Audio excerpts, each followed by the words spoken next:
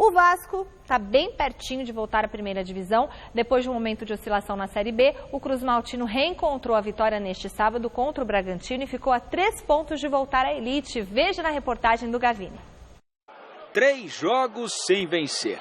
Apenas 2 vitórias nas últimas 8 rodadas.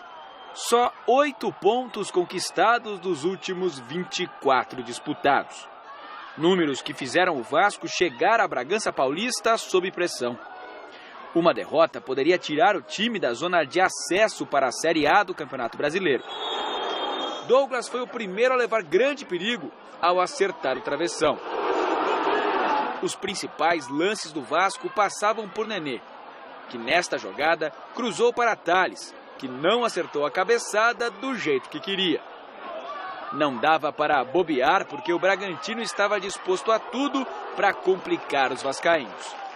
Thales então acertou o pé e mandou a bola para a rede, mas a arbitragem já tinha parado o jogo e marcado falta no começo do lance. Se um gol foi anulado, o jeito foi fazer outro. Na cobrança de escanteio de Nenê, Thales subiu de cabeça para fazer 1-0 Vasco. Eu vi o Thales fazendo papel de zagueiro, papel de lateral, dando o carrinho, que não é a característica dele, mas ele voltou, é isso que está acontecendo. Ele está se doando pelo Vasco da Gama. Então o Thales está de parabéns.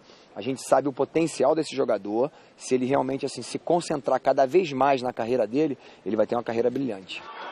A torcida do Vasco respirou aliviada, mas foi por pouco tempo. Lucas Rocha tropeçou na área e o juiz deu pênalti. Rafael Grampola bateu forte para empatar para o Bragantino. Era o fim do primeiro tempo e o sofrimento tinha tudo para continuar na etapa final. Foi quando novamente os 2 grandes nomes do Vasco na partida entraram em ação para resolver o jogo. Thales foi derrubado na área, pênalti marcado para o Vasco. Na cobrança, Nenê voltou a balançar a rede, terminando com um jejum que já durava 11 jogos. A qualidade técnica dele a gente conhece muito bem, é um dos melhores que nós temos na equipe. Ele tem essa liderança técnica, então é um jogador que é muito bom contar com ele, principalmente nesse momento decisivo. Quanta diferença faz uma vitória! O Vasco chegou a Bragança Paulista pressionado e foi embora praticamente garantido na primeira divisão.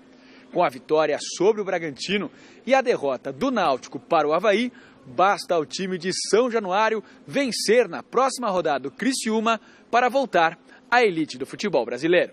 A gente pode ter uma semana mais tranquila, mas muito concentrada, nós falamos sobre isso. A gente não vai relaxar enquanto não cravar o nosso nome realmente na primeira divisão. Isso é fundamental. Bom, o Vasco da Gama tomou um susto, Godoy. Um susto, mas agora, depois dessa vitória em Bragança Paulista, a situação deu uma acalmada, né? Acho legal o técnico falar assim, parabéns pro jogador fulano de tal, ele está se doando. Pô, você tá de brincadeira, cara. Cadê a exigência, a obrigação de fazer com que o profissional corresponda àquilo que o clube está dando, oferecendo e pagando para ele? Aí você vem com esse papo de faz-me rir, Jorginho, o que o jogador está se doando. Você tá de brincadeira, tá, Jorginho? O jogador tem que jogar, cara, ganha bem, recebe em dia. Põe ele para ser pedreiro, vai ser pedreiro, vai pavimentar a rodovia. Vai ver se ele vai pavimentar a rodovia, se ele vai se doar. Tá de brincadeira, cara. Você tá meio calma.